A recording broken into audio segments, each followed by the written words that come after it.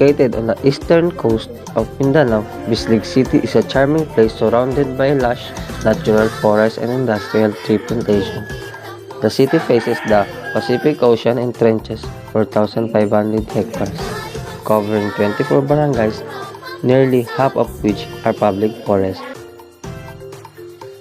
Bislig City is both vibrant, livable, and becoming a leading eco-tourism destination in the Philippines. Describing as a booming city of the Bay, there are several attractions to keep you busy as you make way through easternmost city in the Philippines. These are the body of waters you may see in Bislig City. The first one is Tinoyan Falls. Is dubbed as a crown jewel of Surigao del Sur for its breathtaking beauty.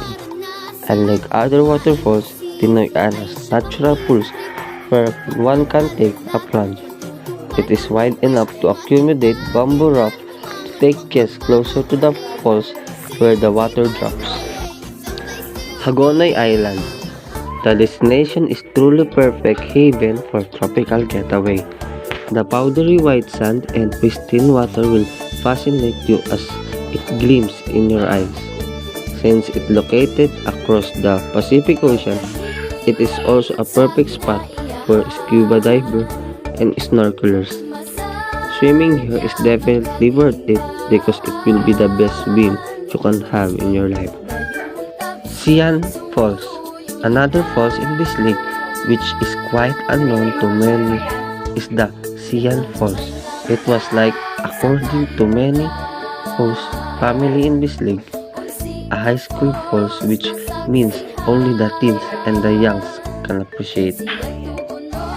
Orange Farm, a budget-friendly and bucket list worthy place where you can see its clean ocean and beautiful scenery that you can release stress and somehow forget your worries in life. Lawigan Beach.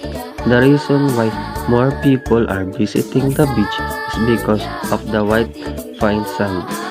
And it will not be the big shame of the part of the Bislig government to compare the Lawigan Beach to the most popular beach destination in the Philippines like Boracay and Subic.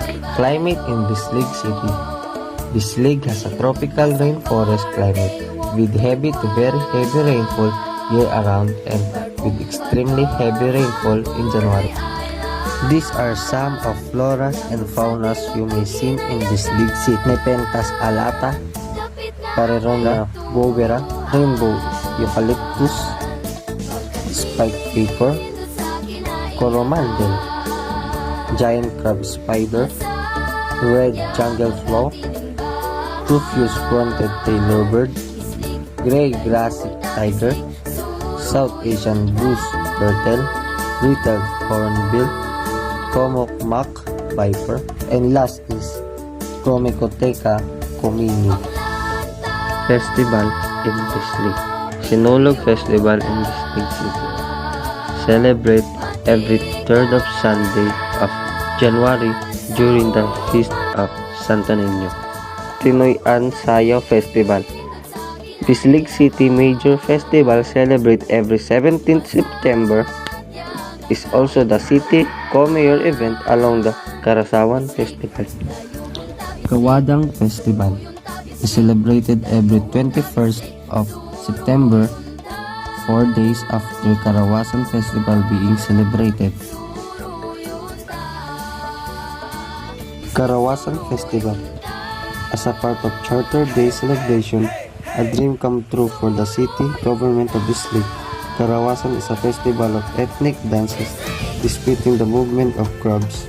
Karawasan is actually a collective name given to the member of the crab family found to the great in the salty and fresh water of Bislig. One of the cuisine and delicacies you may see in Bislig City are kinilaw, Filipino ceviche dish consisting of cubed raw fish marinated in vinegar and calamondin juice along with vinegar and spices. Papaitan, the name of this dish was derived from the Filipino word pait, which means bitter. The bitter of this soup comes from the bile. Local government in Bislig City. The Bislig City local government is headed by Honorable Librado C. Navarro, the Bislig Mayor, and Honorable Jonas A. Akayan, the Bislig Vice Mayor, together with their sangguniang pangungsod member. Honorable Pedrito Solapas, Honorable Rolando E. Milan, Honorable Rodolfo B. Villegas, Honorable John Paul V. De Jesus, Honorable Ben V. Almano, Honorable Alfredo J. Carmelo, Honorable Edmund R. Estrella, Honorable David K. Salazar Sr., Geoffrey G. Kadakit, and Honorable Edgar B. Corvera.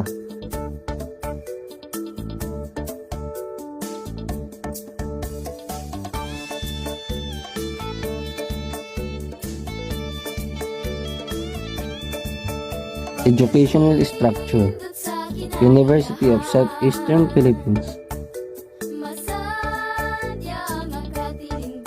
LaSalle John Bosco College,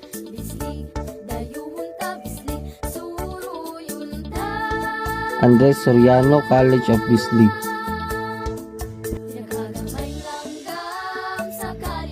Religious and Historical Site: Iglesia ni Cristo Ecclesiastical District of Bislig, Santo Tomas de Villanueva Parish, St. Vincent de Paul Parish Church. Hinayagan Cave is another tourist destination haven seeking the thrill to the deep of the earth located in Bislig City.